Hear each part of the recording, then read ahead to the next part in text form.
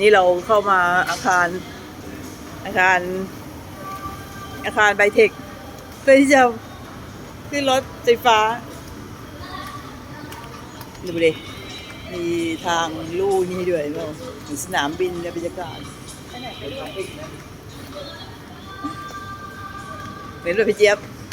มองออกหน้าต่างเป็นเครื่องบินนะบรรยากาศเหมือนได้เดินสนามบิน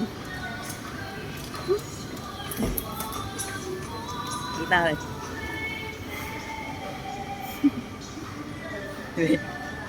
ตลอดทางเลยเว้ยเห็นป่ะ2 ช่วง 3 ช่วงอันนี้อาคารเราจะไปจอดรถไฟฟ้าเหรอเนี่ยไปขึ้นรถไฟฟ้าเหรอเนี่ย